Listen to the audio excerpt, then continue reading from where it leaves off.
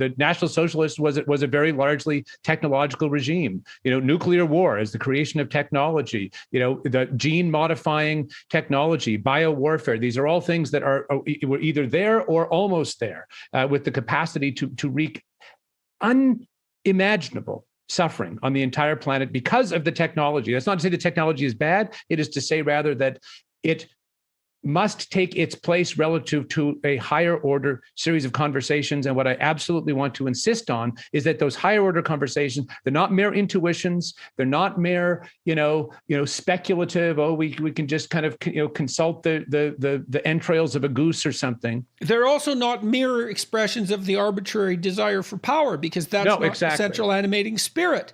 That isn't why you built that isn't why you're trying to build Ralston College. It isn't to fulfill your own desire for power. That's not a good motivation. It's not pleasing. It doesn't last. It's not enriching. It's what people turn to when they're bitter and cynical.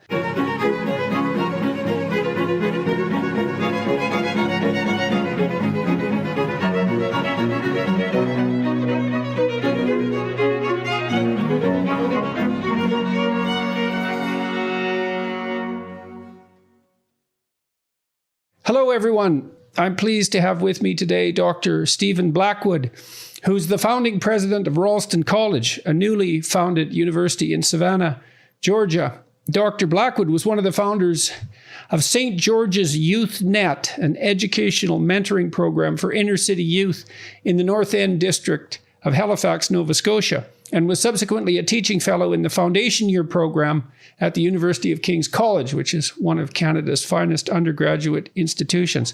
Blackwood hosted and moderated a conversation between Sir Roger Scruton and I at Cambridge University in November of 2018, and moderated the debate Happiness, Capitalism versus Marxism between Slavoj Žižek and I on April 19th, 2019. Dr. Blackwood lectures and specializes in the history of philosophy, especially Boethius. He also hosts the Ralston College podcast, which has featured guests including Douglas Murray, the physicist Freeman Dyson, Andrew Doyle, the online satirist and author, and Theodore Dalrymple, who wrote Our Culture, What's Left of It, among many other books. Oxford University Press published his book, The Consolation of Boethius as Poetic Liturgy in 2015. Welcome, Dr. Blackwood. Stephen, it's really good to see you. Thanks for agreeing to talk to me today. Thanks for having me in, Jordan. It's great to see you again. I think the last time we actually saw each other, I believe, was during the debate with Slavoj Žižek. Is that correct? That is right. I think that is right. Yeah. So it's 2 years ago. So maybe I could ask you, first of all, about the inner city youth program in North End of Halifax. I don't know that story, so that might be a nice place to start. Well, I grew up in Eastern Canada, in a place that you would know, but perhaps not all of your listeners know, in Prince Edward Island, in a sort of pastoral, quiet, sleepy, very rural place on a small family farm. In a huge, well, comparatively by historic standards, by contemporary standards, rather, a huge family with 7 younger brothers and 2 younger sisters. My parents, a milk cow. I don't want to paint too idyllic a picture. Everyone knows family life and farm life is all kinds of ups and downs. But the point I'm trying to make is that I had a very kind of intensely wonderful and rich and very actively busy childhood, and it set me up in many respects for the discovery of philosophy when I went to college, and I had the immeasurable gift of meeting some teachers who just opened worlds to me. I mean, you know what a teacher can do and be, having had them yourself and having been one for so many people. And I really fell in love with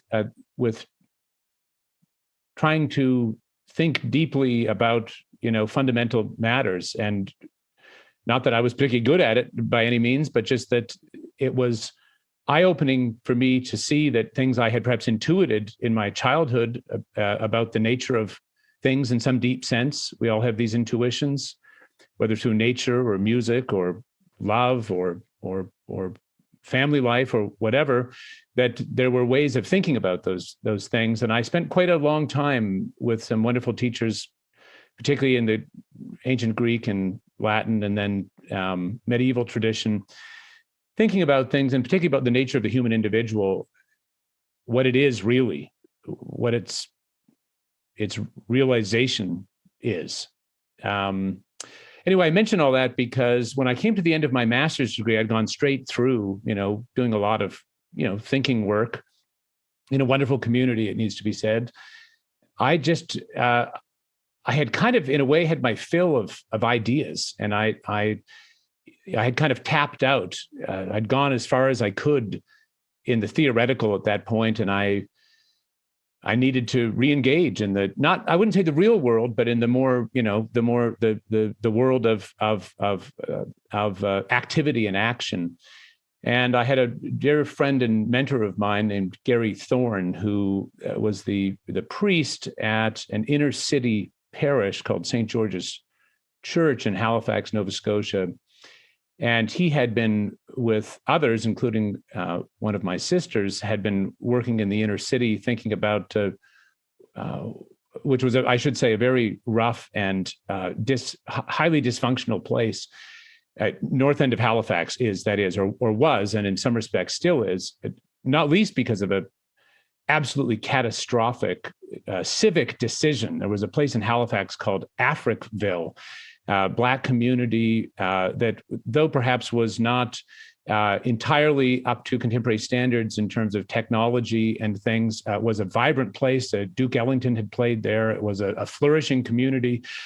Anyway, the city wanted to build a new bridge, and part of the foundations of the bridge they wanted to put in Africville. So at least it's the story I've understood from my own reading about it. And they uprooted this entire very vibrant community out of the place that had been called Africville and resettled them in pretty dismal inner city housing in the North End. And that was not by any means, I think, the only factor, but a very significant moment in the devastation of a community.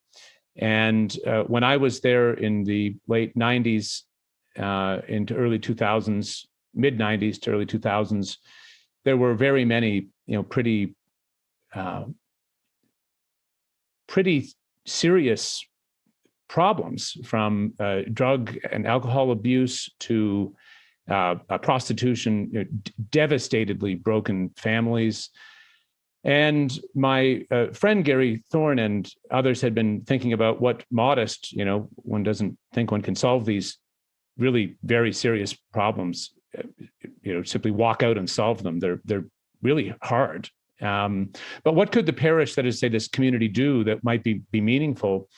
And so I was with a group of people involved in setting up a very small, this is a small community, but small youth mentoring and life skills program called St. George's Youth Net. And the idea was to be a kind of network that would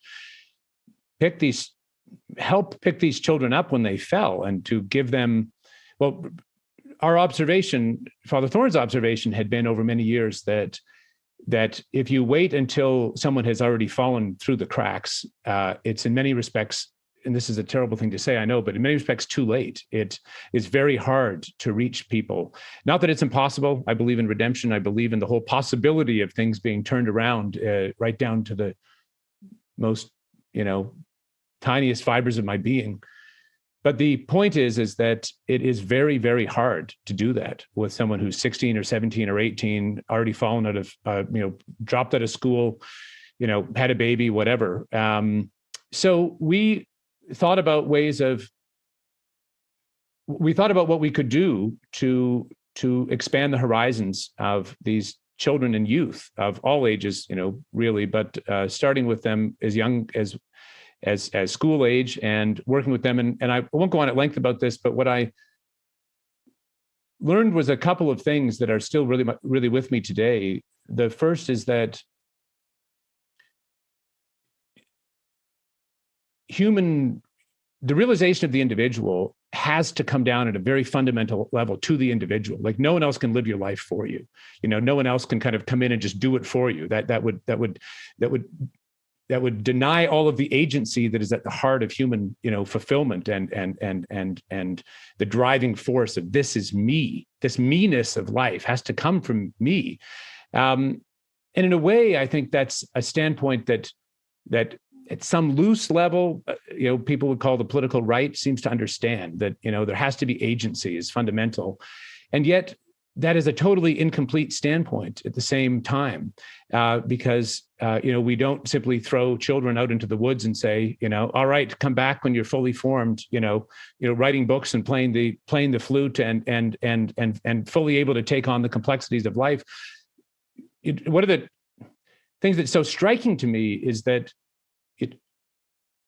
as people have ability, one of the things they will throw all of themselves into is the raising of their children. And so damn well they should.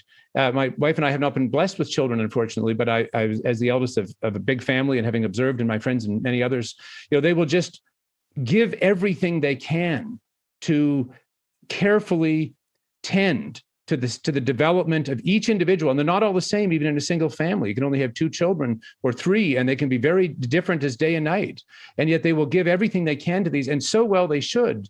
But what this points to, I think, is a really fundamental question, which is, what are the conditions, the external conditions for human realization? And what we found with these beautiful, often, children in very, very, very broken circumstances, is that on the one hand, we had to have high expectations for them and their agency. We had to insist that they be there on time, that they treat others with respect, that they be attentive. And to anything less was to betray their own dignity and potential, what they could become. And yet on the other hand, we found that we had to move heaven and earth to make those opportunities possible for them. We would go around in the mornings and pick them up at their home because they didn't have people who would get them there on time. And we would make various other kinds of, let's say, accommodations to make things accessible for them. And lastly, I will simply say that, it's not enough just to keep people busy. You have to give them ways that open up their own understanding of themselves. And so we took them wilderness camping. Many of these were kids who'd never been outside of inner city Halifax. We took them to Cape Shidnecto, a beautiful park on the Bay of Fundy, and we spent 3 days, hiking through unbelievably beautiful terrain. And we had music programs and art. Fine art programs, and later on they were teaching them Latin after I left. And the point is that I don't overestimate what good we did for anyone, but insofar as we did any good for them, I think it was in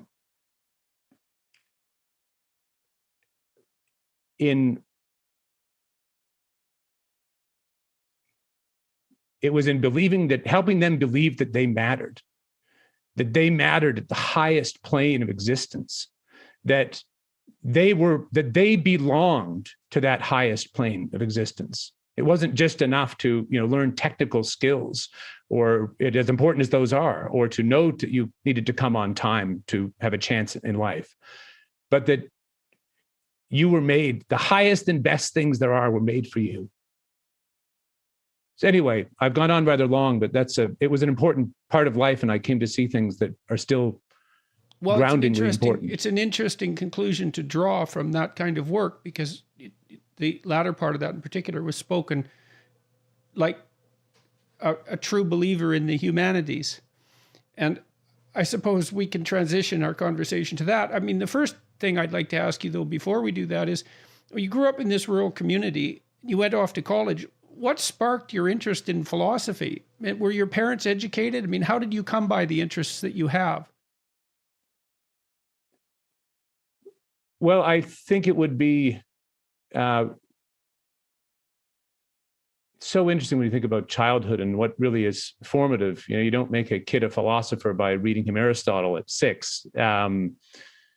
My upbringing, my parents and my siblings were unbelievably important to my sense of the world, to my sense of what a human individual is, to my sense of what's good, to my sense of the possibilities of redemption, and so on and so forth. So I would say, in a very deep way, my earlier childhood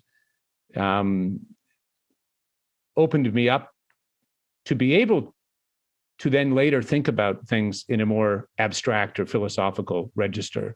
But, philosophy doesn't exist in a vacuum. I mean, it's not for no reason that, Plato and Aristotle are after Homer, and the things that you can only really think about things that you already, in some sense, intuit. You don't just sort of abstractly go off and, discover things that the deepest thinking is about.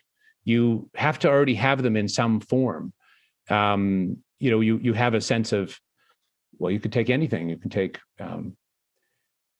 the difficulty of life, or the beauty of a sonnet, or the beauty of nature, or the horribleness of suffering. And it's very hard to think about these things in the abstract. If you've never suffered or never seen suffering, of course, most human beings at some point do in pretty serious ways. But the point is that one of the things I think we absolutely need to think about very seriously as a society, and as parents and as educators and so on and so forth, are what are the deep forms, the deep things that shape an individual in such a way as to open up that horizon later in life. And, I know you've done a lot of work on early childhood development and reflected at length on things like play in Piaget and others. Everything in its own time, in a way that is right for the stage of development.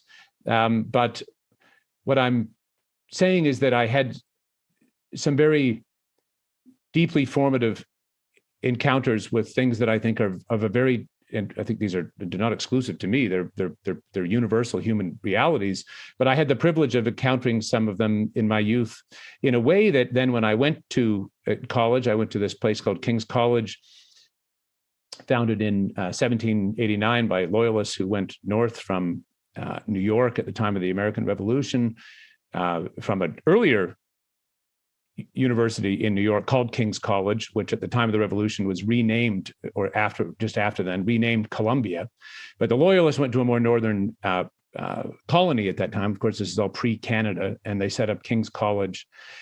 And King's had been failing after it relocated to Halifax in the early 70s, and teachers of mine founded a program called the Foundation Year Program. And my son took that as well. Oh, that's right. Great program. So tell us about that. Well, it is really just a crash course introduction to principally the history of Western culture, not exclusively Western, but going back to in fact, to very, very back from Mesopotamia up through the ancient Greeks, the medievals, the Renaissance, the Age of Enlightenment, and the contemporary world. And you simply read and think and hear lectures about and discuss books. And that was a kind of introduction to those things. And then I realized that the teachers who had set up that program were in the classics department at Dalhousie University, some magnificent teachers.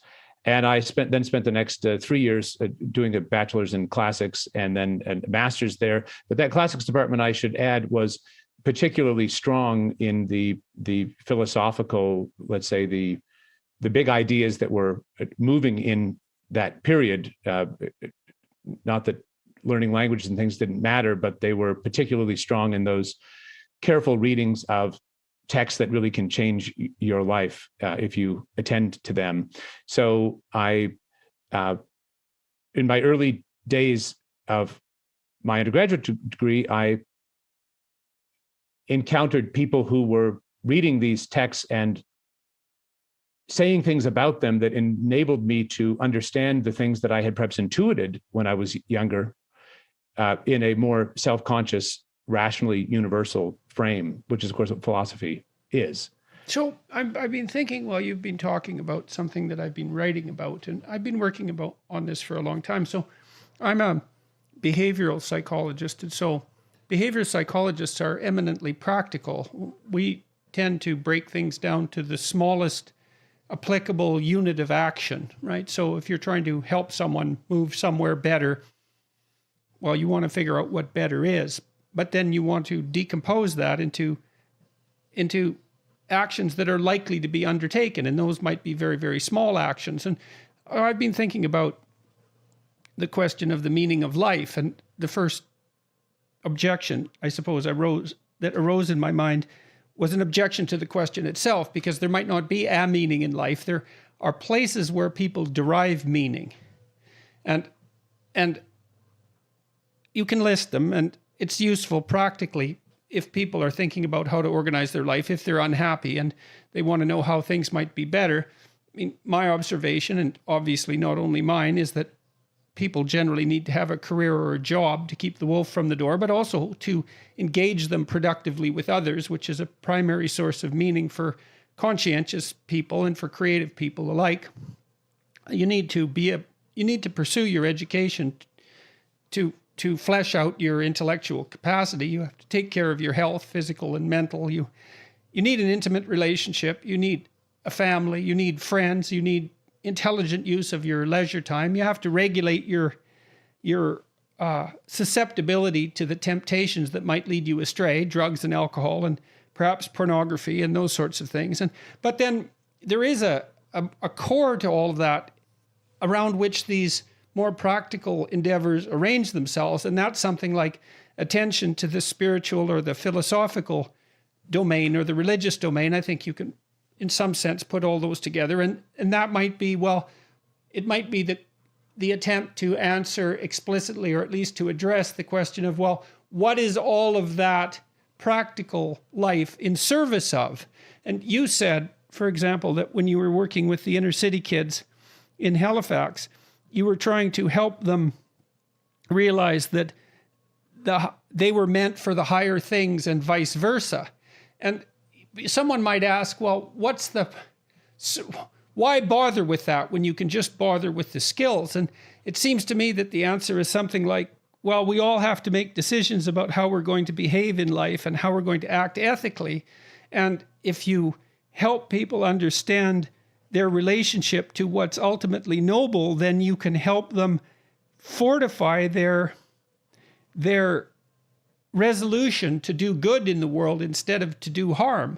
It seems to me to be, I mean, I think we're always deciding with every decision that we make whether we're going to do good or do harm by action or by inaction, and whether we should do good or harm or nothing at all, I think depends to some degree on who we think we are and what we're capable of. And it seems to me that the humanities, when they're properly taught, are the study of who we could be, each of us as individuals. And we need to know that, because otherwise we'll be much less than we are. And that's not a trivial problem. It's a cataclysmic problem. And I also think that people pine away in the absence of that. I mean, you sent some questions that we could cover, and one of them was, well, you said topics that might be relevant include our historic, cultural, spiritual, civilizational crisis. What is at its root? For example, their idea that there's no truth, but only power, and the vast longing/hunger of our moment. You said, I think the woke phenomenon is, at least in many cases, an index of that hunger, although it miserably fails to satisfy this intrinsically human desire for transcendent purpose. And so, to me, the universities are a key element in the conversation across the generations about just exactly what a human being is. And that's something that, it's not some abstract philosophical, it's not merely some abstract philosophical concern. It's the central issue that determines how you make all the decisions in your life. So I just think that's completely right. I'll say two things just quickly. The first is that my father's a medical doctor, and he worked in the ER for many years and had seen many people die. And he has remarked to me that no one on their deathbed looks back and says, "Gosh, I wish I'd spent more time at the office," or "I wish I'd." accumulated more riches, for myself. And so I really do think you're right to say that there is nothing more important than how we understand ourselves. I mean, human life can't be lived for some other end. I mean, you can do all kinds of things, for certain ends. I mean, you might work hard to get a qualification in order to get a job, in order to make money, in order to provide a home for your family. But at a certain point, it stops, and it stops. It's not for something else. It's for the lives of these people that I am living, my life, and for the lives of the people that I am seeking to live in relation to. Those are then not for something else. And so the point is that our self-understanding, I mean, you can regard this you can even look at this, I think, Jordan, from an evolutionary standpoint. I mean, human beings are evolved as creatures that are self-conscious. They are self-understanding. They have self-regard. And this is, you may think that all of the ways in which they regard themselves, or the things in relation to which they understand themselves, whether it's truth or beauty or purpose, you may say all those things are just, constructs of the will to power, which of course is what, the dominant nihilism would have us believe. But and which I do not accept, and which I think we can show to be wrong, very clearly, rationally, philosophically. However, even if you think they are constructs, you still do not escape the fact that human beings are evolved in this way, such that how they understand themselves is absolutely fundamental to their nature. Like, that is what we are as an evolved species. And so any culture that does not enable human beings to understand themselves in a way that they find to be richly meaningful, and I'm not saying meaning is just a construct, but if it does not do that at the end of the day, it has failed its fundamental test. Yes. Yeah. Okay. So now let's go after this power idea, So you seem to agree with something that I've also concluded, that what's at the root of our current cultural malaise is this idea that human social institutions, and then also by implication, primary individual motivation, that human institutions are predicated on power. And so the more I've thought about that, the more wrong it seems to me to be. And I've also been thinking about truth and lies some more. And, there are those lies that you tell when you just skirt the truth a bit. So they're maybe the ones that are most easy to get away with, and often most effective, but not always, but often most effective because maybe they work the best. You take a truth and you bend it a little bit, and that's still a lie. But then there are statements that are antithetical to the truth. They're anti-truth lies. And I think that the idea that human social institutions, especially the functional social institutions of the West, that they're predicated on the drive to power, I think that's an anti-truth. So let's see if we can take that apart a little bit. I mean, the first question might be, well, what exactly is the definition of power? Who's making these claims, and what's the definition of power, and why are they making the claims? So let's start with who's making the claim that our social institutions are predicated on power. Well, it does seem to me to be a claim that comes pretty fundamentally out of the academy. I mean, one of my constant refrains is that the academy, the university that is upstream of absolutely everything else. Culture, policy, politics, art and architecture, family life, media, just go down on through the list.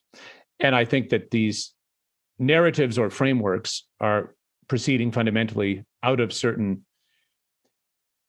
forms of really 19th and 20th century philosophical critiques, many of which were important and even necessary and illuminating in their original form, but which have been made into very reductive, totalizing forms of seeing the world. And so is it reasonable, do you think, I've talked about postmodern neo-Marxism, and of course people who are critical of the way I think point out that, well, postmodernism hypothetically is predicated on the idea that all grand narratives are to be questioned, which you would assume would include the grand Marxist narrative, which presumes that the most appropriate way to view human history and human social institutions is by positing the existence of an oppressor class economically and a subordinate class economically, the bourgeoisie and the proletariat. And so that's the fundamental analytic lens through which Marxists approach the world, that those who have because they've taken from those who have not. And that the implication there is the fundamental animating principle of our social structures is exploitation for the benefit of the few. And then, of course, this is my view anyways, when Marxism became untenable ethically as an explicit philosophy in the late 1960s as a consequence of the revelation of the absolute catastrophe that the Maoists and the Stalinists had made of China and the Soviet Union, respectively, that postmodernism transformed Marxism into something that was more palatable on the surface, but that proclaimed that, well, it wasn't exactly economics that was exploitation that was at the root of things. It was just exploitation in general. It was the manifestation of the power drive, let's say, that keeps people who are in positions of power above the rest and who have at their disposal the means of compelling those people to do what they would not do otherwise against their will. That's an expression of power as well. I mean, do you think there's something, am I wrong in that formulation? I mean, I've tried to understand this. I'm not trying to be, what would you say, biased or blinkered about it. It's just that's the way it looks like that to me. I mean, people like Derrida and Foucault, they were Marxists to begin with. And so isn't it the case that the notion that our social relations are structured as a consequence of the expression of arbitrary power, isn't that merely a transformation of that initial Marxist presumption? Or am I barking up the wrong tree here? Well, I would say a few things. The first is that I'm very far from a scholar of these, complicated intellectual movements from the late 18th century through to the present. But in my reading, certainly in the main, there's in the main, I think you are right about Marx. And again, I'm not a philosopher of Marx, but if you read, for example, the introduction to his critique of Hegel's philosophy of right, he outlines very, very clearly this dynamic of focusing all of the force of one part of society against another as an essential kind of material dialectic. And that does seem to me to be fundamentally what is, that is the logic of the power alone revolution. I think that is fundamentally what we're facing in the, that leads to a war of all against all, of course, but it certainly leads to identity politics warfare and the reductions of an individual to wherever they can be usefully mobilized in a battle of one part of against another. But I would also say about Marx, and again, just the thing is, as you know, when you get into studying complicated things, you always feel you must endlessly qualify what you don't know. There's a huge amount I don't know about Marx, but I also know that he says that religion does not make man makes religion. And at some very fundamental level, there appears to be, whether in Marx or proceeding out of his interpreters, a wholesale negation or rejection of the idea that there is any abiding metaphysical or transcendent reality. Well, and Marx also points out very clearly that, and this is a key element of Marxist thought, that social structures structure individual consciousness. It's not that individual consciousness structures social structures. So it's the group imposing its nature on the individual rather than the group being led by the individual. And that's a profoundly anti-Enlightenment, and I would say anti-Judeo-Christian proposition. And so, and that's certainly something. And then you said something else that was interesting. You said you're not a scholar of these movements, and neither am I. And that's actually a problem, right? Because we're trying to address this appearance of a culture war that seems to be manifesting itself first in the universities and then everywhere else. And it's an amorphous thing. It's hard to get a grip on, and it's easy to be wrong, but we're forced to contend with it regardless and to sketch out its outlines. And I've been trying to do that as fairly as I possibly can. I mean, part of this proposition seems to be the insistence, the radical insistence that the Enlightenment insistence on the individual as the primary unit of analysis is to be discarded in favor of a group-centered analysis. And that the only reason that individual, the idea of the transcendent individual, manifest itself was because it served the interests of those who have arbitrary power to maintain it. Although the logical connection there isn't clear, because it isn't obvious to me how it served the particular power interests of that group and how it wouldn't serve the power interests of other groups equally as well. It seems to be a fundamental flaw in the logic. But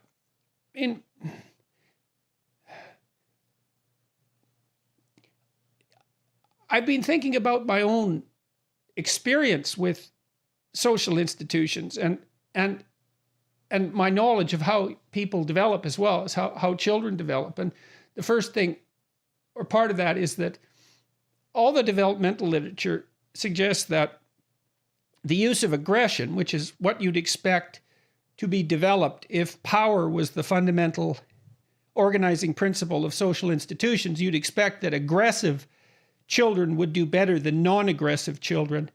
And you'd expect that children would be socialized by their superordinates, their adults, their teachers, their parents, to manifest aggression in the service of power. And that doesn't seem to be the case developmentally. The children who preferentially use aggression, self-centered aggression in particular, tend to be alienated and unhappy and in a dismal minority and friendless, and then they don't do well in life at all. And the developmental course is from more aggression at the very early stages of life to less aggression as adulthood inculcates itself. And so we actually become more civilized as we become more integrated in our social institutions rather than less. And so why do you think and then I think about my relationships I think about two things. People I have admired who've been successful in social institutions, and then my experience as a apprentice, let's say, within social institutions. And first of all, the people I admire and who've been successful are not by any stretch of the imagination notable for their manipulation of arbitrary power. Quite the contrary, the people that I've met who are particularly admirable have done everything they possibly can in their positions of authority and competence to open the door to advancement to people around them, to facilitate their cooperation, to work with them genuinely in a manner that increases the probability that both of them will succeed. And they've also taken extreme pleasure in the development of their subordinates, so to speak. And then I thought, well, how is it that our culture has got so bloody warped that we don't notice that, you talked about the importance of family in your upbringing, and you speak of your family with great affection. I mean, why don't we believe that the central patriarchal spirit is properly constituted as benevolent father rather than as tyrannical, power-mad, exploiter? Because I don't see that people who are tyrannical, power-mad exploiters actually do that well in our social institutions. And it also seems to me that it's a primary pleasure to open the door to people who have ability but less opportunity. Like it's a fundamental motivational pleasure for that to occur. And I think it's integrally related with the pleasure that people take in fatherhood. Yeah, and I think that's completely right. And I think it needs to be said, well, a couple of things. The first is that this rich view of the individual as really mattering, as being connected intrinsically to to reality itself. Face en face de Dieu is one phrase that the French give us. Face to face with God. But you see this in the ancient Greeks. You see this all throughout you see this developing in all sorts of ways throughout the institutions and philosophical, artistic movements of Western culture. I'm not saying not in other cultures, just that this is the tradition I know and to some level a scholar of. But the point I want to make twofold. First, that these ideas of the individual way predate the Enlightenment, and in many respects, the Enlightenment itself is, though responsible for many of our clarifications around these things, has also left us with many problems that we're, I think, going to have to face, or we're finished, really, fundamentally. But the second thing I want to say is that it's not that thinking about power is not important. I mean, there are very few things in the entire record of human beings thinking about what it means to be a human being, which is essentially what the humanities are, right? I mean, it's just the record of other people thinking about human experience throughout time, whether it's art or philosophy or theology or logic or architecture. I mean, these are the record of the ways in which people have grappled with what the human being is. That's all the humanities are, fundamentally. But at the heart of that, and there are few things more that occupy more bandwidth in that whole long arc of reflection than how one restrains the individual's own solipsism. It's the individual's own will to power, the individual's own, closed loop of the self against everything else, which it turns out, in this rich tradition of reflection, is an extremely bad thing for the individual to do, because it alienates. Because that it's short-sighted, and it actually runs See, this is the problem with positing that the drive to power is the central animating principle, and to make a fundamental critique that might be expressed in such terms as systemic racism, let's say. I mean, that the drive to power and deceit, perhaps in the service of power, is best viewed as an aberration to the central tendency. A powerful aberration, and certainly the source of all the fundamental corruption of the central tendency, but it's not to be confused with the central tendency itself, which is more like properly construed, and I think that this is perhaps the central message of the Old Testament, properly construed as something like a benevolent father. I mean, the Greeks had their metaphysical reality too. I spoke with an author this week and a professor of classics at Boston University. The author is Brian Marescu, who wrote a book called The Immortality Key, and he was talking about the Eleusinian mysteries and the saturation of Greek culture in this underlying metaphysical religious reality that was manifested in the Eleusinian mysteries and in the Dionysian tradition as well. We talked a little bit about the transformation of the Dionysian into the Christian as a consequence of the union of Greek society and Jewish society. Out of that comes Christianity and this new conception of man as akin to divinity in some sense, or a recreation of that idea. I'm fumbling for words here, but I'm trying to get a picture of the central animating spirit, because what we're pushing out of the universities is the idea that we're fundamentally motivated by group-centered tyranny. And I don't believe that to be the case. I don't think that that's what good people are motivated by. And I don't think that bad people are particularly successful in our social institutions. I think that's an unbelievably cynical and dangerous way of looking at history. And it's also a way of looking at history that demolishes your own motivation, because if the central animating tendency of our social institutions is the expression of tyrannical power, then that's the defining characteristic of your own ambition. But if your own ambition is to develop yourself as a noble being who has a broad purview and who finds fundamental pleasure in serving the higher good, well, that's a whole different story. And the story is the critical thing here. And that's what the universities are supposed to be transmitting, is that central story. And if we're wrong about this, we're going to tear things down. Yeah. Well, I think don't think we need to say we're going to. I think in many respects we have already. Now, you were going to critique the Enlightenment. Well, I think we have already very deeply deconstructed many of the forms of life and culture that actually mediate the individual's agency and deeper realization. And we were saying a minute ago that if you look at things simply from the standpoint of power and you analyze individuals by that, I mean, the paradox is that if you tend only to your own power, you are a disaster. You are a disaster as a human being. You are a disaster in relation to others. You end up wildly unhappy and unfulfilled. I mean, that is simply a fact. It's the path downward. In every level. It's not like you can be an individually successful psychopath exploiting everyone and end up hedonically advantaged without suffering. That isn't how it works. I've never seen that happen. I don't believe it's possible. And so I can't understand why we've bought the idea that power is the central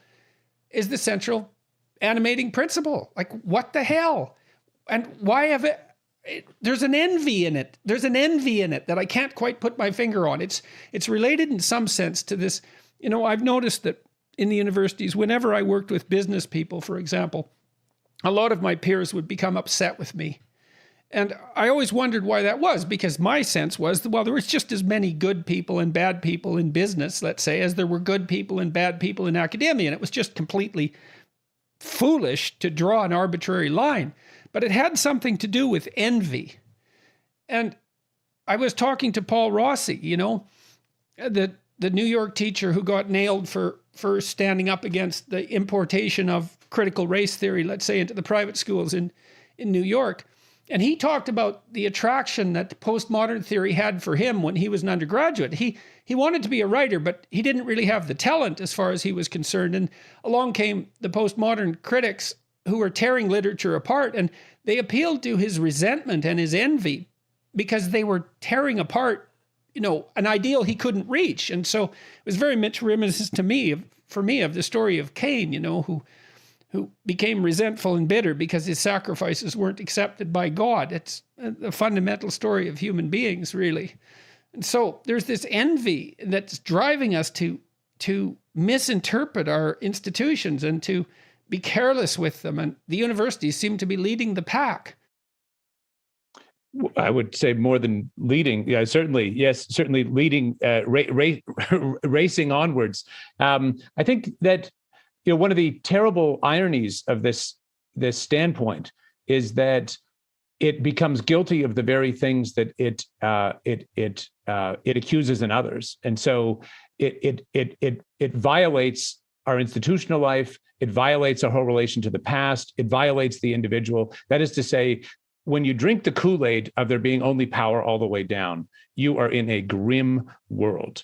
And what is, I think, so tragically perverse about the dismissal of our whole inherited past with all of its complexity and beauty and difficulty is that the tradition itself of all of humanistic learning has many of the very tools we need to confront the problems that those concerned with those who are concerned with the abuse of power are concerned about.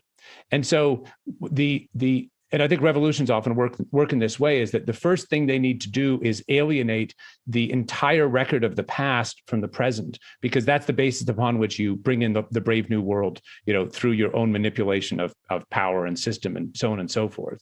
So I think there are a number of things going on. It's always very tempting. I mean, the siren song of power is there's a kind of drug-like character to that. But I think, Jordan, we need to ask, why is it that these reductive,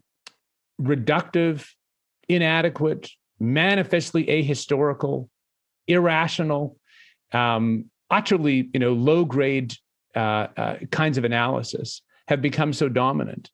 And I think if we can't answer that question, it is difficult to transcend their hold on those who ascribe to them. Well, you said that the woke phenomena is an index of the vast longing / hunger of our moment. I mean, the other thing, one of the other things that Rossi said that was quite interesting was that when the new doctrines entered the private school that he was teaching, he was initially highly supportive of them because they came in flying, let's say, the anti-racist flag. And like, who isn't happy about anti-racism? And so if you take it at face value, well, then you get to put yourself on the side of the heroes that are fighting against those who oppress people on the basis of arbitrary characteristics like their race. And so that certainly accounts for some of the attraction on the positive side. I mean, the negative side is, well, the opportunity to tear things down for the sake of tearing them down in the name of some higher moral virtue that just covers the real motivation, which is to tear things down because you're envious. But, you know, to give the devil his due, well, there's something to be said for identifying with a movement that purports to be serving the interests of the poor and the dispossessed and those who are prejudiced against, and to take to task those who are perpetrators of such things. And so I see that as part of a religious impulse to do the good, but it's so incomplete, and it's so dangerous in its incompleteness because, well, partly because it provides a too convenient enemy, and partly because it does dispense with the richness of the past. And then it brings with it in its wake, let's say, all sorts of ideas that are entirely counterproductive. I mean, it contains within it a fundamental critique of the idea of free market economies, for example, which to me is just a disaster. Just from a computational perspective, we can't do with central planning what the market can do with computation because it's distributed and it relies on the choices of everyone. It's a much more effective computational system, but we seem to have done a pretty bad job of defending it. Well, I think that's a very, very good statement of the problem. Why is that so? I mean, well, let's say a few things. The first is that I do think the whole woke thing, which, you know, whether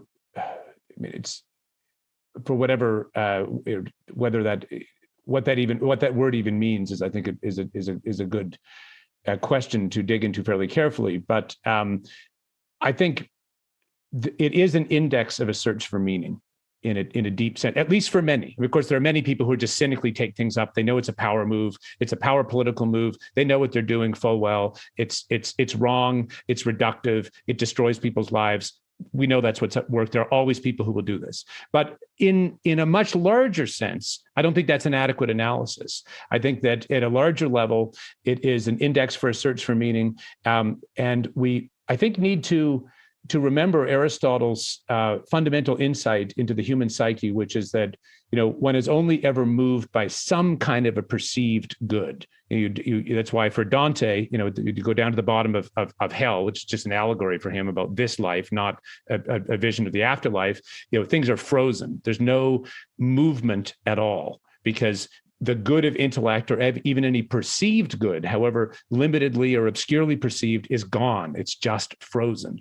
And so whenever there's any action at all, it's because there's some kind of a perceived good at work, even if that is completely misperceived. I'm saying it's a perceived good. We never do anything at all. You don't go up to make yourself a sandwich or go get the mail or say hello to anyone without some kind of a perceived good.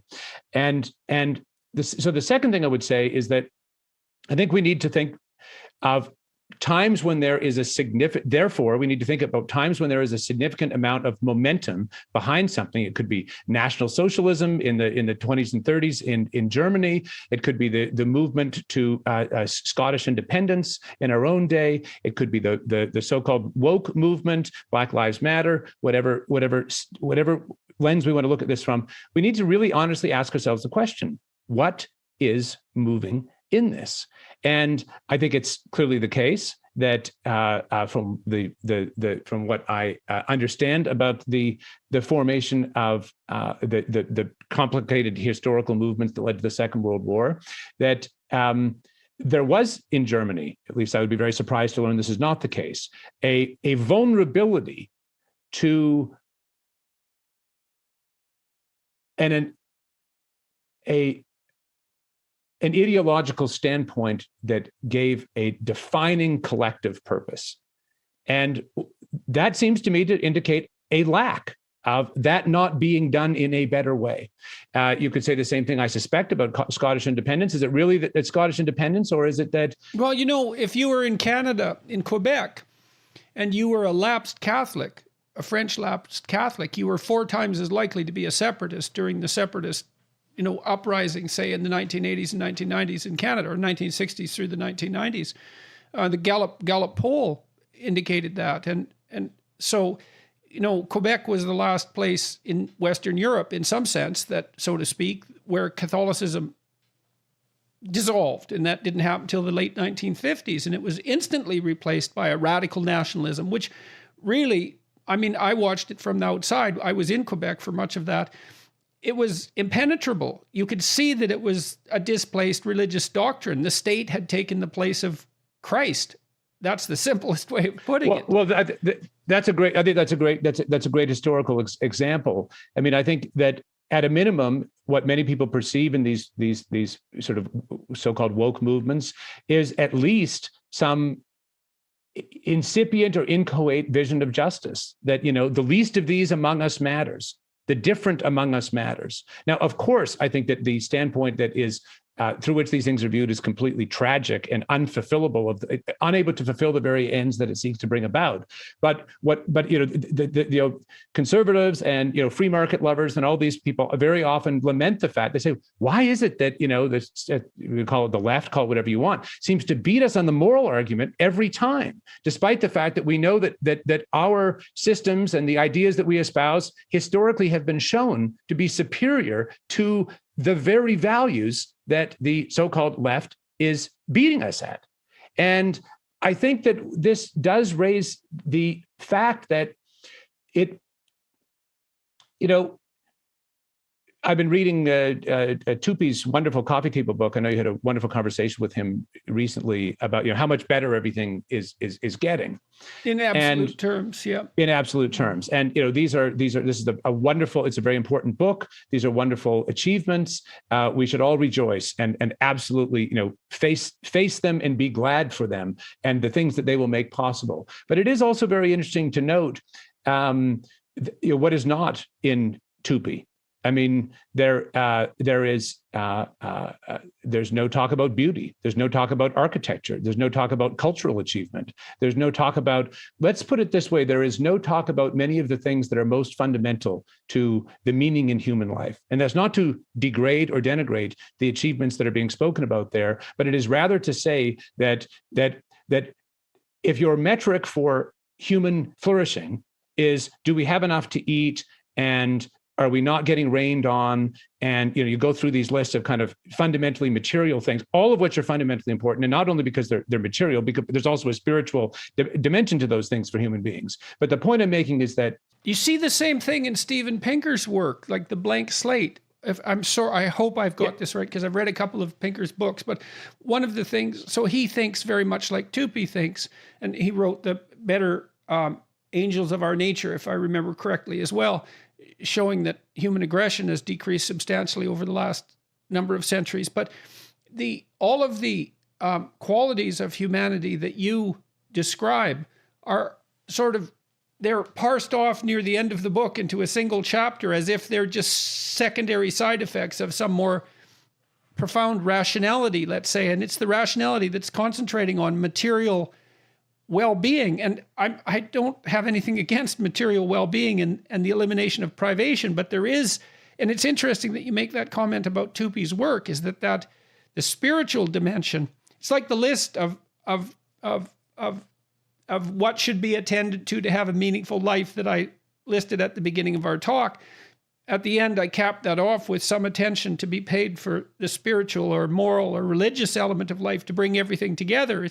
And that narrow focus on material well-being, necessary though it is, does seem to lack there's something in it that's missing, that's absolutely fundamental, that if it's missing, undermines the whole project, or appears to. Well, I think the bottom line is that there is no deep human realization for any individual outside of understanding her or himself in relation to higher order principles, truths, realities. I mean, that's what human beings are. So that is not to denigrate the necessity of improvement in all these areas that Tupy so brilliantly chronicles. I don't portray myself as somehow anti-Tupy. I'm a huge fan of this. I'm a huge fan of the inclusive institutions that they describe as necessary to human flourishing. But I think it needs to be said that in the most developed places, so-called developed places of the world, skepticism about those inclusive institutions is higher than anywhere else, or at least arguably so. I think it needs to be said that there's nothing in the book about the very disturbing trends of rising suicide, of rising of dopamine addiction, of porn addiction in young men, of course, especially. These are, and I think it needs to be said that many of these things that appear to be a very fundamental malaise of contemporary life are also related to technology. And one of the paradoxes I think that I love to ask you about, Jordan, relative to your own work on the individual and human individual realization, is that if on the one hand, human beings are becoming increasingly liberated from, the demands of material necessity. I mean, the amount of time it took they bring up brilliantly to create light, for example, was an immense amount of work, or create to save up enough calories to make it through a winter. All of these, just the bone grindingly hard aspect of human existence for millennia.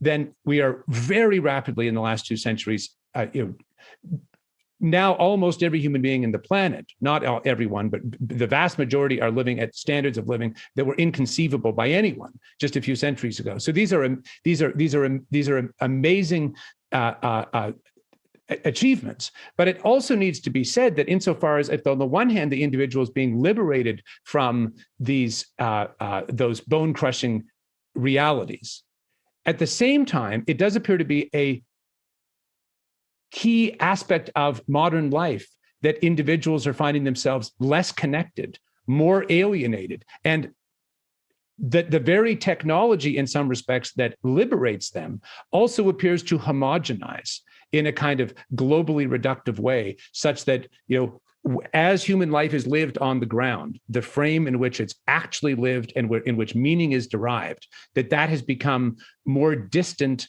harder to access, and that we have far fewer of the tools we might have once had to make sense of that all-important sphere.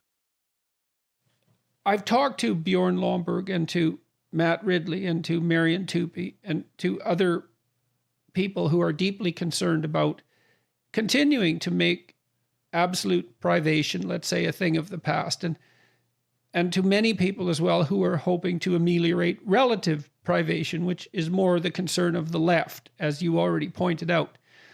And all of these people are also aware, and Stephen Fry, for that matter. Stephen has allied himself to some degree with the four horsemen of the atheist world and is a dramatist, and so understands, at least in his bones, the necessity of this underlying poetic, dramatic, religious, humanistic matrix out of which rationality has emerged and in which rationality must remain embedded. I mean, what it looks like to me is that, and I see this dawning realization among people like Richard Dawkins as well, at least by proxy, talking to people who know him and watching what's happened to him with the humanists, for example, who attacked him, is that this insistence on pure rationality and pure Enlightenment rationality doesn't address the fundamental religious impulse. And the hope was, among the four horsemen of the atheist world, let's say, that once we dispensed with this irrational superstition, we'd all become materialist rationalists, of the intellectual caliber of Steven Pinker. But that isn't what's happening. I don't believe that can be the case.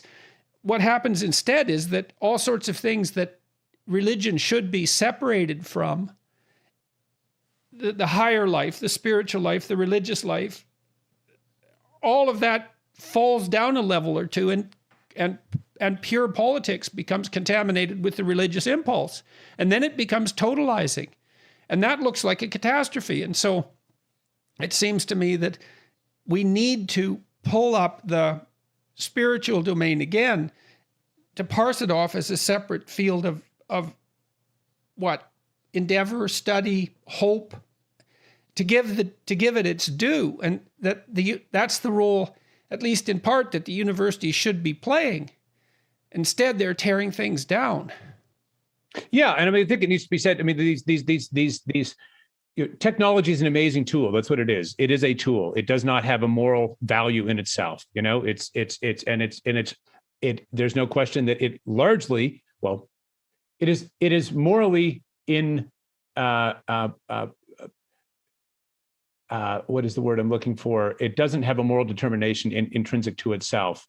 But so that is to say, even from the standpoint of this kind of narrow instrumental rationalism, you still are putting this in service of something that you think that you think is good.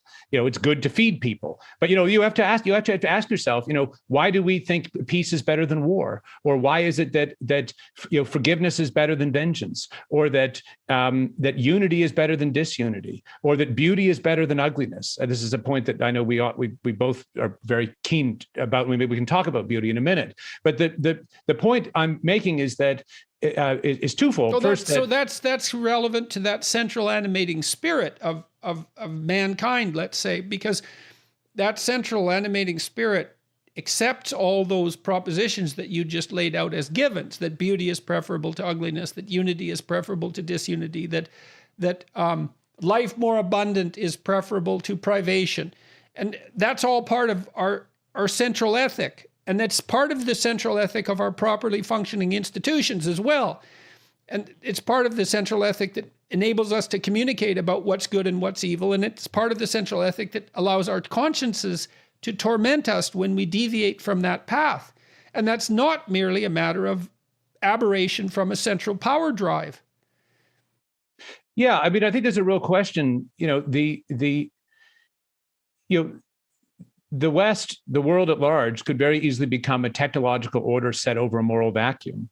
And this is not to denigrate the technology, but actually then it'll destroy itself, right? That's look. I mean, it's very easy to point that out. I mean, we can. The National Socialists was a very largely technological regime. Nuclear war is the creation of technology. The gene modifying technology, biowarfare. These are all things that were either there or almost there, with the capacity to wreak unimaginable suffering on the entire planet because of the technology. That's not to say the technology is bad. It is to say rather that it must take its place relative to a higher order series of conversations. And what I absolutely want to insist on is that those higher order conversations, they're not mere intuitions. They're not mere, speculative. Oh, we can just kind of, consult the entrails of a goose or something. They're also not mere expressions of the arbitrary desire for power, because that's not the central animating spirit.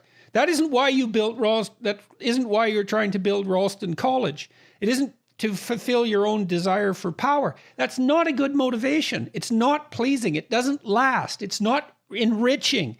It's what people turn to when they're bitter and cynical and feel that there's nothing left but the exploitation of others for momentary pleasure.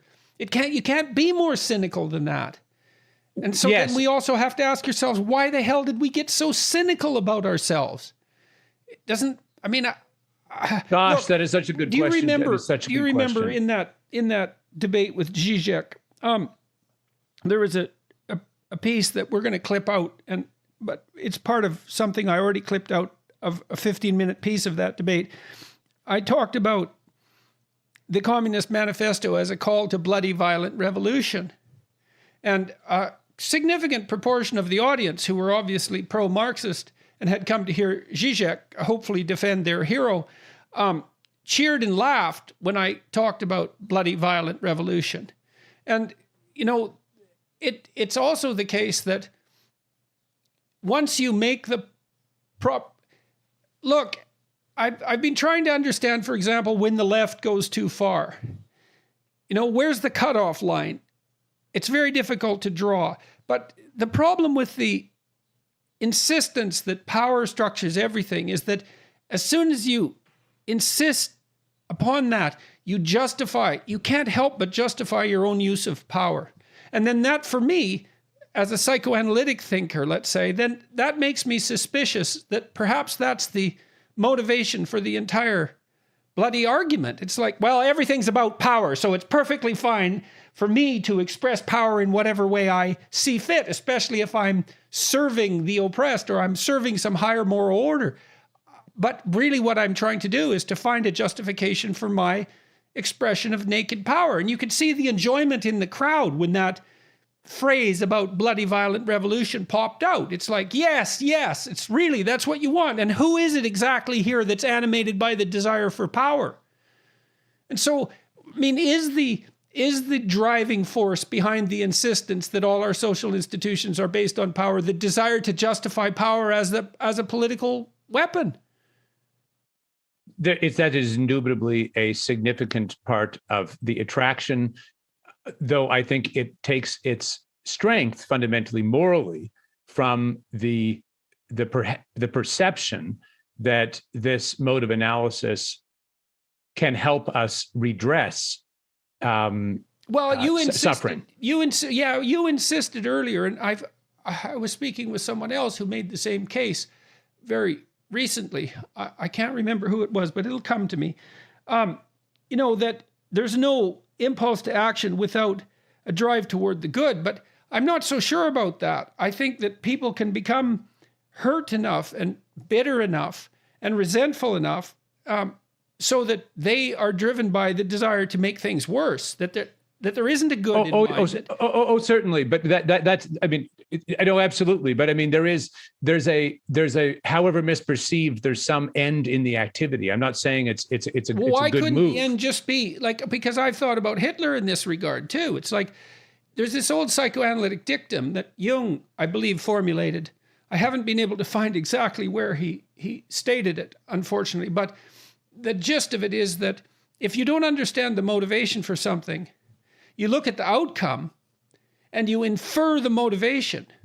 And so then I look at Hitler, and he committed suicide in a bunker after berating Germany for failing to live up to his noble ideal, left the entire country in flames, left the entire continent in ruins in this massive conflagration. He was always interested in the worship of fire. I mean, and so, one interpretation would be that Hitler was attempting to produce, a new world order. Another would be that he was aiming at committing suicide in the midst of Europe in flames. And that was the outcome. And I'm kind of likely to attribute that motivation. You could think about it as a warped attempt to pursue the good, in the form of, let's say, an extreme nationalism and the binding of a tribe. But to me, it's more shaking his fist at God in the sky and saying, here's my revenge on the world you created. And I don't see I don't see any drive to good in that, except peripherally. Oh, sure. Sure. I'm certainly not saying that these things are actually good. What I'm saying is that, I know you're not. Yeah. That the action, however perverse, perceives, even if it's just the perception of the furtherance of the self's own will to power. What I'm saying is it's moved by a perception of an end, and that end may be completely cataclysmic. And frankly, that's why the whole work of education, the whole work of education, of parenting, of our social institutions aims at, we hope, enlightening or helping the individual to better perceive what is really good. Good. And okay, so let me ask you about that. So I've been thinking psychologically again about Christianity. And I know that Christianity is an extension of other metaphysical forms of thought, but that predated. But it looked to me like, and some of those were derived from Mesopotamia, and some of them were derived from Greece, and some of them were derived from Judaism and other sources. But they all seem to me to be part of the conversation that human beings have been having amongst themselves for thousands of years about what the nature of the ideal human being is. And I see these cathedrals, these works of art in architecture that took a tremendous amount of labor produce a dome-like structure that represents the sky, and you see Christ as logos spread out on the sky as a transcendent force. And you ask yourself, well, what exactly is that signifying? And the answer is at least the proposition of a kind of ideal that's associated with, let's say, universal love and truth in speech. That's the logos, summed up in two phrases. And if there's no metaphysical reality there at all, there's still this imaginative enterprise that characterizes the entire human, imaginative effort, cultural effort to posit a transcendent ideal that we would live in relationship to. And I just don't see that case being made very strongly, and I can't really understand why, because isn't it rather obvious that at least part of what Christianity has been is the attempt by thousands of people over thousands of years to specify the nature of an ideal? Certainly, I would say so. And I would say that the fact that these principles actually work is proof of their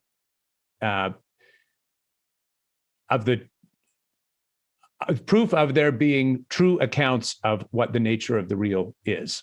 Well, let's approach this from a couple of different angles, Jordan. The first is, one of the things that I profoundly believe is that, these young people seeking, deeper answers and, to however much they may be flailing about, it's not their fault that many, perhaps most of the institutions they will encounter will betray that which is deepest in them, will denigrate, will tell them, no, none of these things that you're seeking are really real. I mean, I think, I've been thinking a lot over the years about architecture and what is going on in brutalist architecture.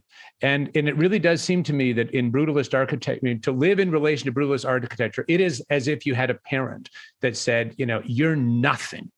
You're nothing. You'll never amount to any. I mean, of course, there are terrible people, terrible to say people actually, there are people in these situations who live with such dysfunctional lack of love and antagonism. This is the way that the home life that some people terribly have. But I'm using this as an example because I think what brutalist architecture does is it declares to the whole world and to you that there is no truth. There is no beauty. You are nothing. Accept it. It's just a concrete annihilating force.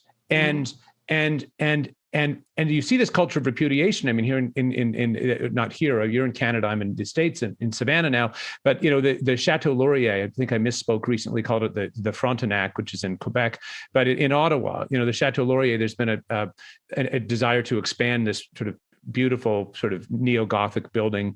And it went through 6 rounds of approval to finally to make a set of plans that would meet the local architectural or review board, whatever it was.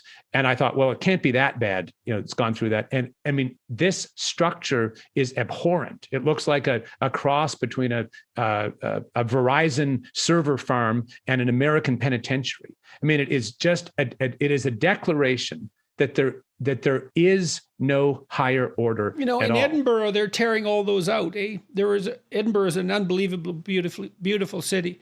The whole central mile of it, square mile essentially, is a UNESCO World Heritage Site, and it's marred by random placements of 1970s brutalist architecture, and they're just horrible. It's complete lack of regard for the architectural context, and they're all being torn out and replaced, thank God. So, well, this architectural idea, so back to the cathedral, what's really interesting about a cathedral with, let's say, Christ as Pantocrator on the ceiling is spread against the ceiling, is that it's not the state that's portrayed up there, right? It's not a map of the country. It's not even a map of the world. It's not a geographical locale or a political institution. It's the transcendent individual. And it's just not obvious to me. It seems obvious to me that that's correct. And that if it isn't the transcendent individual, then it becomes the state. And as soon as the transcendent becomes the state, then we have a catastrophe. And I don't see any difference between the insistence that our identity is predicated on our group membership. I don't see any real difference between that and the insistence that we're just handmaidens of the state. It's a totalitarian insistence. And I think part of that too is maybe, I learned from Jung that as soon as you posit an ideal, you also specify a judge. And the higher the ideal, the more severe the judgment because of your distance from the ideal. And so part of what we're seeing too might be a rebellion against the awful requirements of that ideal. But that doesn't justify the rebellion. Because if it's really the ideal, then if you don't act it out, you fail to act it out at your peril.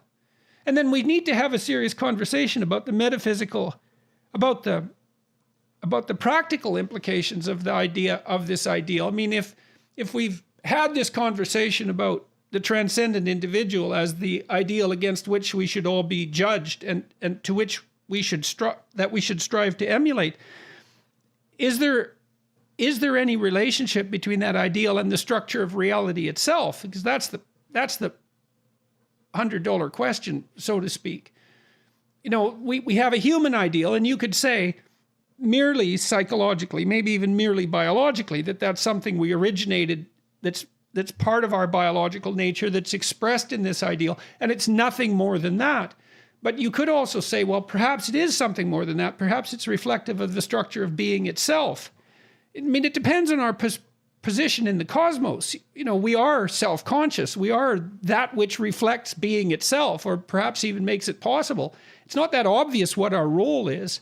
It might not be so trivial, despite our mortality. Well, I would say that not only it is as you say, but we can know it to be as you say. I mean, this is what the whole history, in some sense, of literature and philosophy and theology is about. And I want to insist on this. It is a rational grappling with these questions, realities, and indeed truths. I'm going to come back to something in a minute, but just on this topic, one way into this is to reflect on the fact that reality is not zero sum. That, of course, we know this economically. You were talking, Jordan, a minute ago about free, the voluntary exchange of regulated, that is to say, a contractually governed marketplace. That in this exchange, it's not zero sum. We all end up over time better.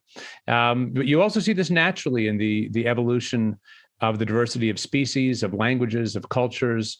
You've written beautifully about play as orienting the child in relation to a deepening reciprocity with others. We know this in terms of knowledge. I mean, how can it be that in a conversation I can be wrong and be shown to be wrong, and that be a net gain for me? I mean, the whole point of free dialogue is that we can learn in our not knowing, that the conversation is not zero sum, that even we know this in terms of forgiveness, that even our betrayals of beautiful things can become deepening engagements with what we have betrayed, if we have the humility to see it. And so then, I think, that leads one to, you can go back, you can go at the level of subatomic particles in physics. I had the pleasure of talking with Freeman Dyson before he died. And, Dyson will say very clearly that against the determinists, some of the rational optimists are pretty religiously determinist in their worldview, and they want to marshal modern science as saying that their determinism is what science teaches. But that, Dyson, who was a subatomic physicist at the highest level, expressly said the opposite. He said that the electron, essentially he says that the electron is free, that consciousness is not an epiphenomenon, that at the very most detailed level of subatomic particles, things are not determinist. And the reason I want to go all the way down to that level is because you can go down to the lowest level of resolution, then you can back up to the higher level and see that there is a zero-sum nature to what is real. And then you have to ask yourself, is it good to live in relation to what is true, or should I live in a delusion? And we say, well, it's better to live in relation to what's true than to live in relation to a delusion. And then you say, well, what would it mean then for me to live in relation to this positive sum, this essential reciprocity, which I think is really what the Christian view of the Trinity is about, this essential reciprocity, which is the bedrock of all reality. What would it mean to live in relation to that? What would it mean to remember that? And, one can approach that in any number of different ways, but certainly that is what prayer is. That is what all spiritual exercises are. That's what perhaps walking in nature can be. That's what any kind of meditative activity, intellectual or physical, is a recollecting of the self in the deepest way to what is most real. And I know you've written, for example, about gratitude, and I love your words about gratitude because it's an inversion of the burden. It's not that it all comes down to us, but actually just the opposite, that we place ourselves in the hands of the eternal reciprocity that gathers us up and puts us back together. And I think that this, frankly, is a deeply rational standpoint that can be shown to be, despite my not making it very articulately here today, shown to be true in economics, in physics, in biology, in sociology, and certainly in all of the higher order spheres of human knowing. This is the nature of what we are and what the world is. And this is where, your image of the Pantocrator, I think this comes back to this because what fundamentally is going on there is that, the logos is in us.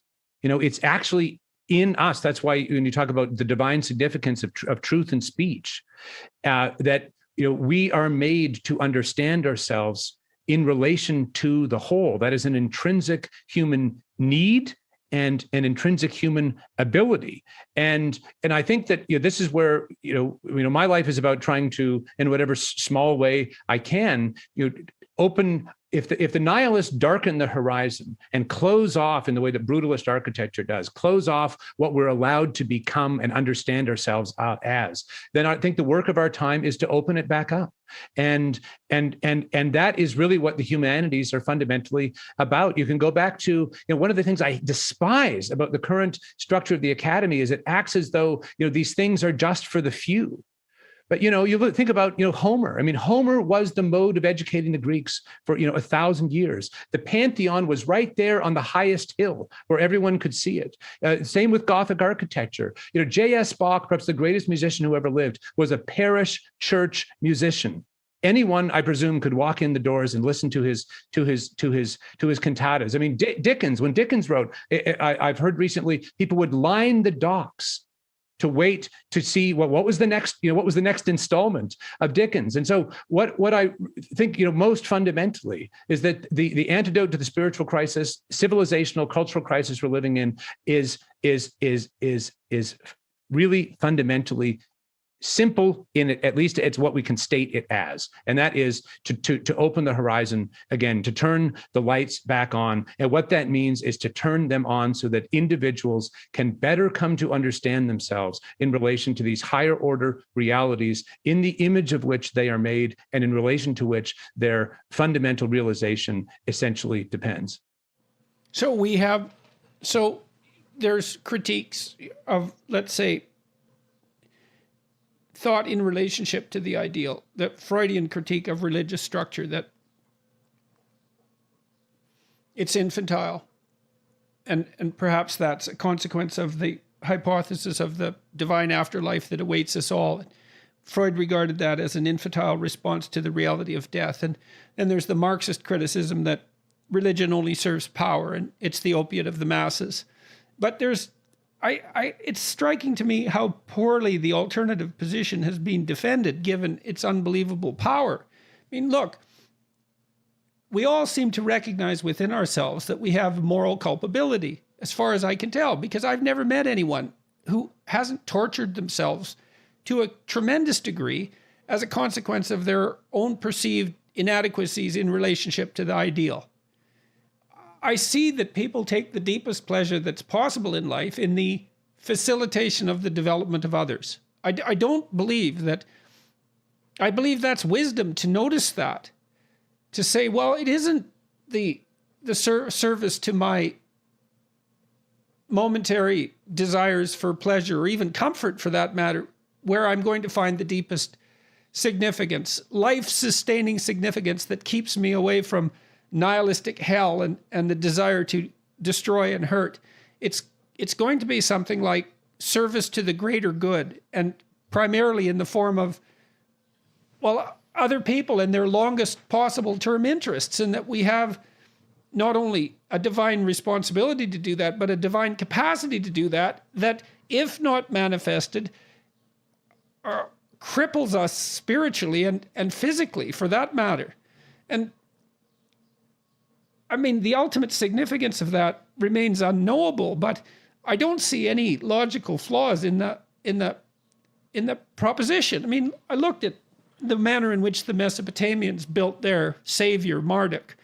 Marduk has eyes all the way around his head, and he speaks magic words. The cosmos comes into being and disappears as a consequence of his utterances. And like, there's this sense emerging in Mesopotamia as the consequence of the aggregation of all these cultures that the highest order being is extraordinarily attentive, hence the all-encircling eyes, and is capable of the deepest and most profound speech. And that's not a realization that's in any means trivial. The Mesopotamians had wars between all of their representations of their gods. And what they elevated to the highest position was this all-seeing, truth-speaking capacity that also went forward and confronted chaos and built the world as a consequence. And the influence of that set of ideas, or the derivation from the same set of ideas for the Jewish conception of Yahweh, is quite clear. And you see the same thing emerging in Greece with the building of a pantheon of gods and the proposition that something occupies the apex, something Apollonian or something of that nature. And then you see that revolution take place with the dawn of Christianity and the insistence that there's something fundamental about consciousness and spoken and the spoken truth that is constitutive of reality. And you ask yourself, well, do you believe that? And the answer is, well, you treat people like you believe that because you hold them responsible for the consequences of their utterances, and you judge their character on the basis of what they say, and on whether or not they act out what they say. And so we hold each other to these standards with everything that we do, and we berate ourselves when we don't live up to them. And I don't understand how it is that we can be said not to believe it. Now, there's the dogmatic element, the hypothesis, for example, that Christ is literally the Son of God. And I mean, my knowledge runs out very, very rapidly when speculating about such things, but certainly seems to me that Christianity has at least been a very long conversation about what the nature of the good is, and that's spilled out into the humanities and underlies our culture, and that has very little to do with the expression of power. It's not the right lens through which to view things. It's devastating. It's wrong. It's cynical. And I think it appeals to envy and the desire to tear down. Well, I think that two things I would say just very quickly, Jordan. The first is that we have immense resources in our own past and in the past of every culture. I mean, one of the things I love about your work is how syncretist it is. Here you've moved in the last 5 minutes. Moved from Marduk to and the Pantocrator to the Greeks, and good on you for doing it. I mean, that's I think I want to say that. You say people have not been good at making the counter argument. You've been very, very good at making the counter argument, and the millions of people who've had their lives touched and ennobled and deepened by taking seriously the things you point towards are proof of that. I think relative to our spiritual cultural crisis, we should not pretend that we don't have resources. I mean, it's as if the situation is if you were to give young people the challenge of building something beautiful, and if you were to say, well, you're absolutely not allowed to look at or have any knowledge of any previous building, well, the results are not going to be very good.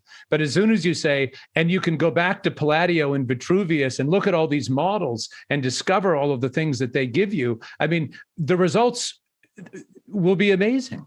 And so I want to drive towards a kind of optimism, not rooted in kind of silly blindness about the depth of our problems, but rather in the nature of what is most real, and the whole treasure house of tools. It's like we have these spotlights from the past to help us understand ourselves and the world around us, in philosophy and religion and literature and architecture and in art and painting and music. I mean, for God's sakes, I mean, we've got an unspeakable treasure house here, and it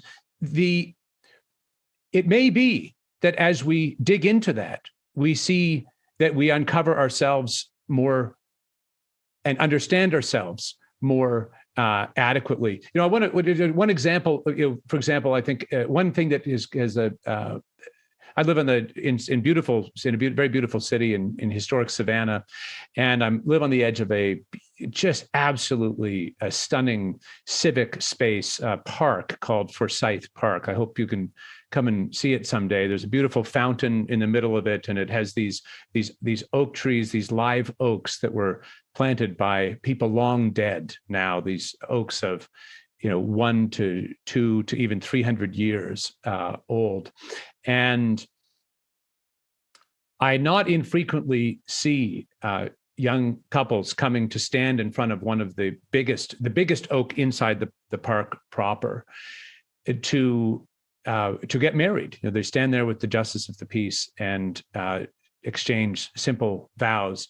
And I think we have to ask ourselves, what in the hell is going on there?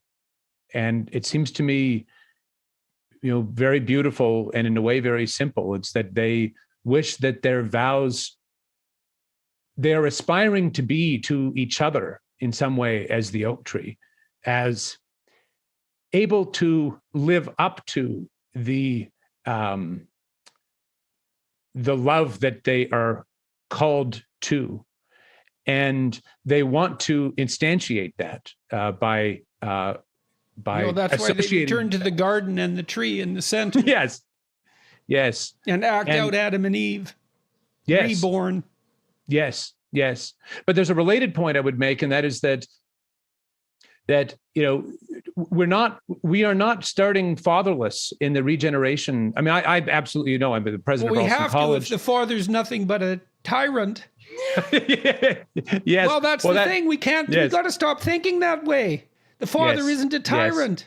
Yes. This is what's so sad. I mean, I've been in enough cities with you to have been very touched at the people coming up to you, and I know you almost invariably get emotional when you discuss what it means to you to have people come and thank you for your work. What I am so struck by in those experiences and in the people who come increasingly to us at Ralston College is, we had a young man drive all the way from Utah without telling us in the hope of just meeting someone here. Had someone move to Savannah, a former military young man, without telling us. And the question is, what is going on there?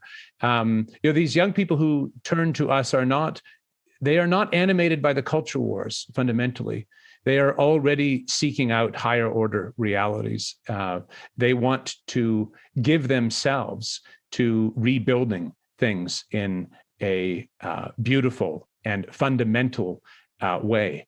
And I think we need to remember. We must absolutely not buy the line that the revolutionaries want to force down our throats, which is that, the whole past is wicked and terrible, and there's nothing of value there at all. Because once we do that, we have cut ourselves off from the very sources of the regeneration. It's not that we return to the past. You can't return to the past. But it's like my image of trying to build beautiful buildings without any access to anything that's ever been built before. And so what I really think is a big problem is, and this is in so-called conservatism, is I think, deeply fraught with this problem, is that we subordinate ourselves to the current narratives, to the idea that there is no truth but only power, to the evisceration of our institutional life, rather than take a contradistinctively positive standpoint, which, if I can say to you, this is what I think fundamentally is at work in your work, is opening up a way for individuals to more deeply understand themselves and the world around them, in transformatively beautiful and difficult ways.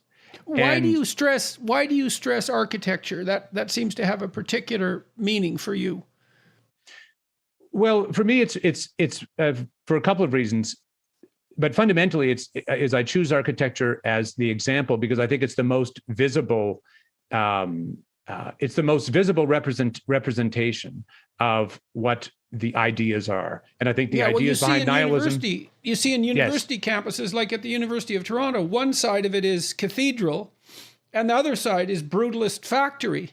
And it's like the university has transformed itself from cathedral of knowledge to brutalist factory of classroom inculcation. And that's maybe not even so much reflected in the architecture as led by the architecture.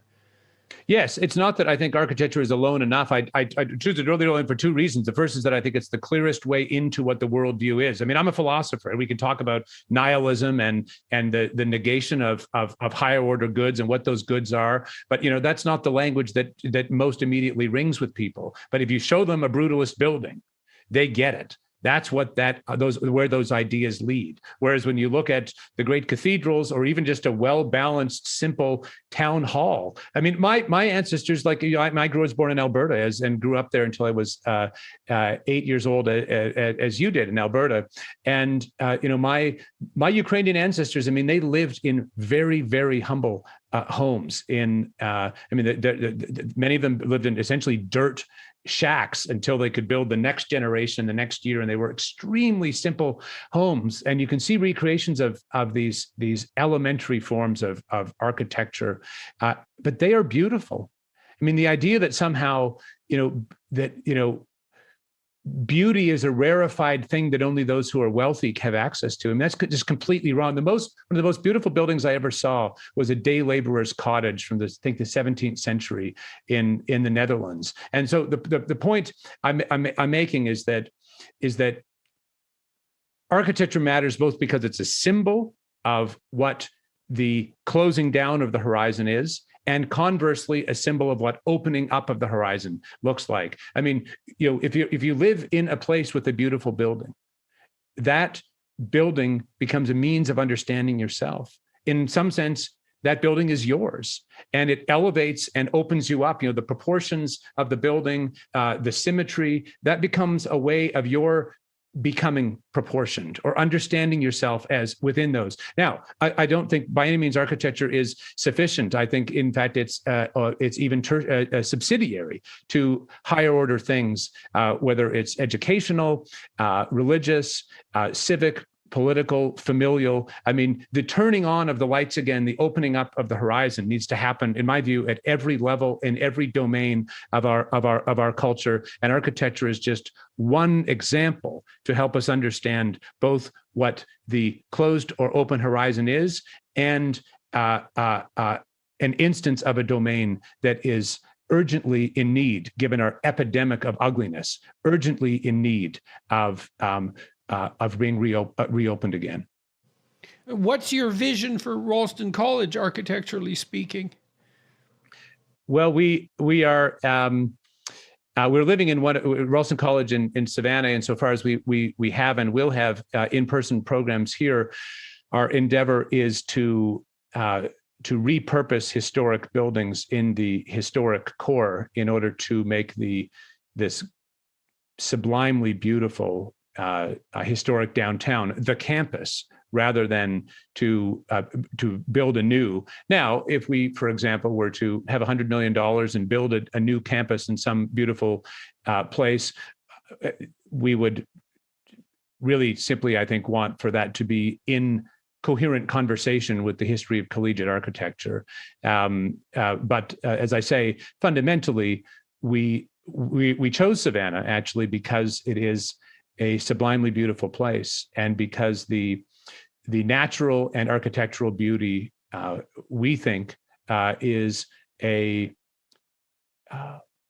powerful analog to the discovery of the intellectual riches of the classroom. Can I ask you where the project is in its current state of development? Certainly. I would perhaps say just by introduction that our analysis and the need for founding new institutions is directly related to the things we've just been speaking about, the cultural, spiritual crisis, the upstream influence of the university over everything else, the fact that it is the epicenter of, at very best, unhelpful, at worst, downright toxic forms of ideology that spread through anything and everything, that is catastrophically beset with high costs, low value, and so on and so forth. But our analysis is simply that there is huge demand in young people for alternatives, people who are seeking alternatives to the indoctrination and activism and fraudulent low value of the academy. I mean, I think your own work has shown this about as clearly as anything else historically ever has, that it's a mistake to concede your new book, you write about the need for creative dynamism in relation to our institutions. And it seems to me we're in a moment, not only in which that is urgently necessary, but also eminently possible if we have only the courage to do it. So what I would say is a few things. The first is that Ralston College has really four fundamental commitments. First, to seek the truth with courage. Second, to apprehend beauty in all of its forms. Third, to the freedom of speech and thought that are the conditions of those pursuits. And finally, to the friendship or even fellowship that is the context for all of these pursuits. And what's become clear to us, Jordan, over the years is it's been a long runway. It's not easy getting a college going. Anyone who thinks that you need to go off and fight in a war in order to undertake something really hard of value can call me up and we'll have a talk about other things, other projects that may be very, very difficult to bring into the world, but necessary and beautiful. What's become clear to us in these years of development, which we're sort of at the end of as we now are launching our first programs and first degree, is that Ralston College has a double vocation, both on the one hand to be a reinvention of the academy, a place for in-person degrees, a new model for the university that can, we hope, be pretty radically disruptive, not just because we're going to change everything, but we hope that it will lead to many other people doing new and different and more beautiful and more adequate and perhaps cheaper and faster, but above all, just more important and higher value things in the space of higher education. So on the one hand, to be a reinvention of the academy, a reinvention and a revival of the academy. And on that side, we've received our degree granting powers from the state of Georgia. We expect to launch our first degree this autumn. In what? This first degree will be a master's in the humanities. So it will be a pretty intensive boot camp in thinking about the big ideas, tracing them and their development through history, which we think is important both as a revival of those forms of life and thought and culture, but also because we think they are as it were, the key to opening up depths of the self for the students themselves. It's not that every human, if I can't play the piano, it's not that every, you talked about resentment earlier, it's not that every human being should have to play the piano like Martha Argerich or Glenn Gould from your current town of Toronto. 99.999% of human individuals couldn't play the piano that way. But because Glenn Gould could and did, we can all hear the music.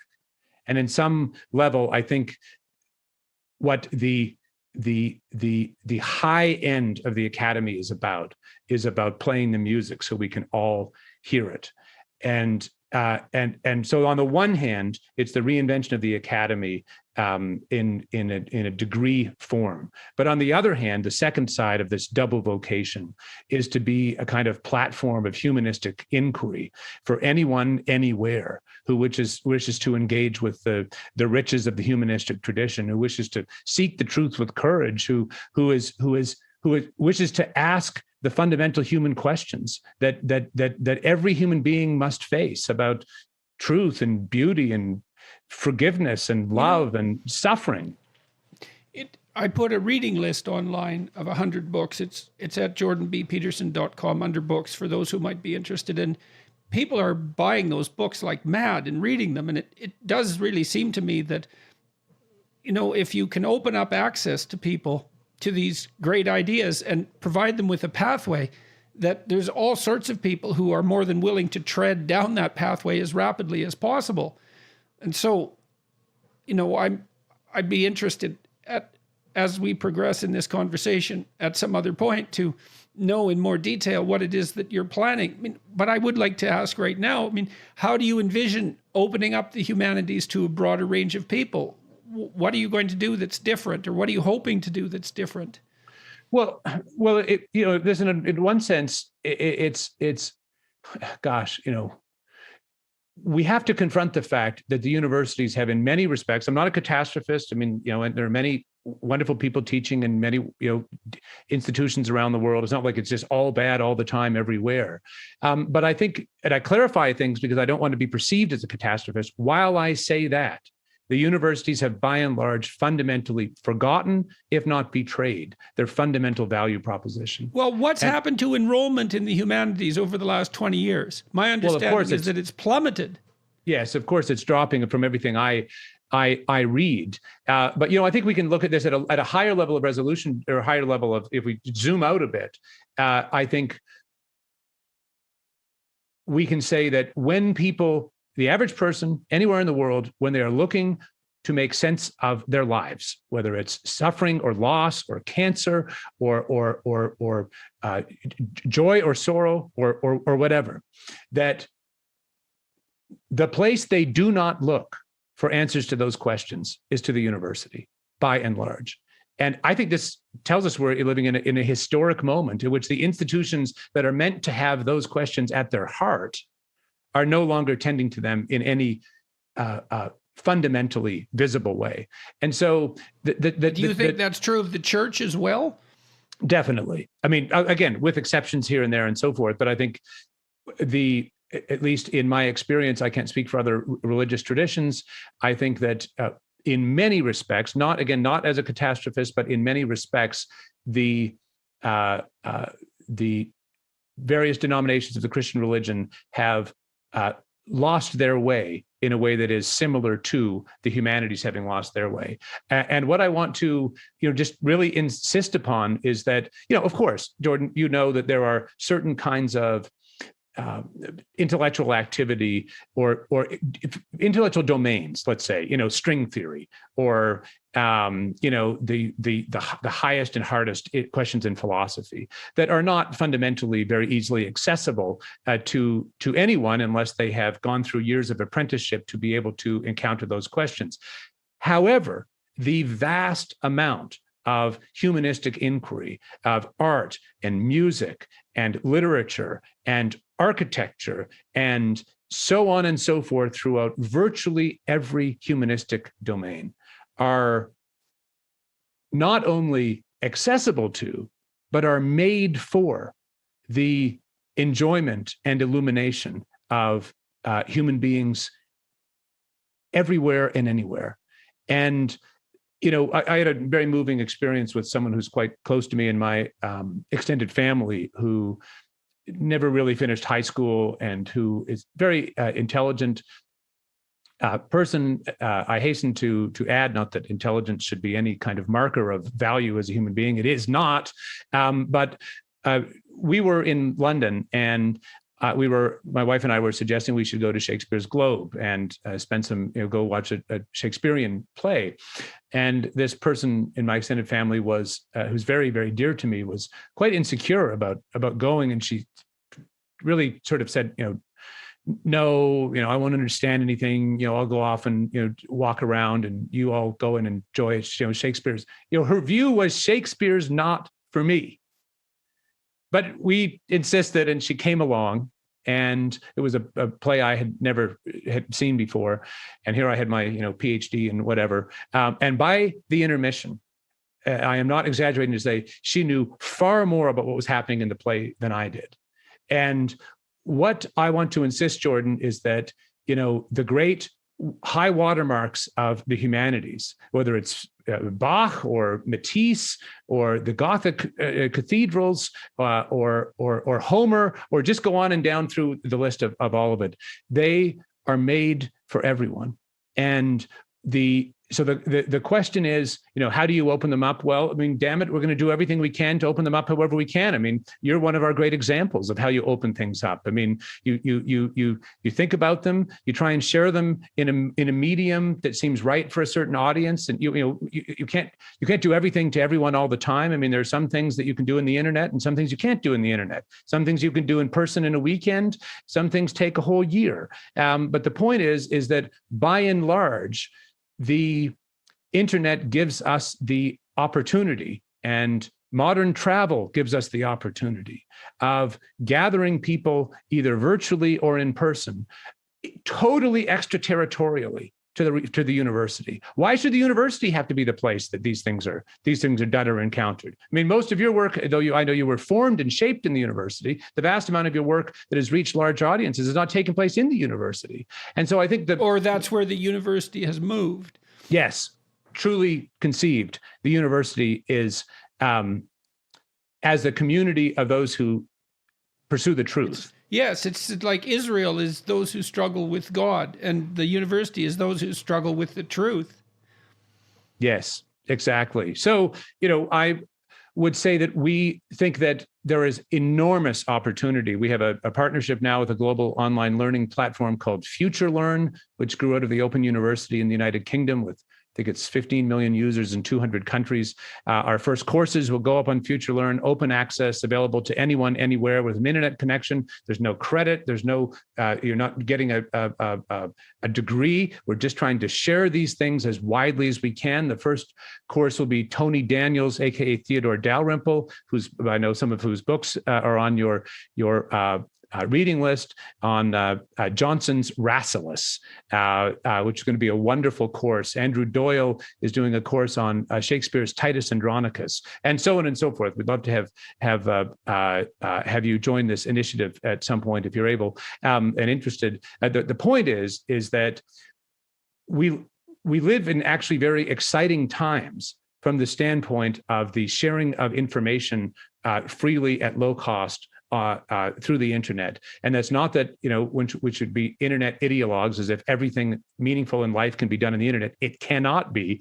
But we should, at the same time, as you have very beautifully and courageously shown, embrace the possibilities that it does, in fact, offer us. And, our deepest hope is that we can, if I can use a scriptural metaphor, break the alabaster box and take the greatest, most beautiful minds we can find, and to have them share the things that they know and understand for anyone who is seeking to ask those questions, to encounter those truths, to look at those beautiful things, and to understand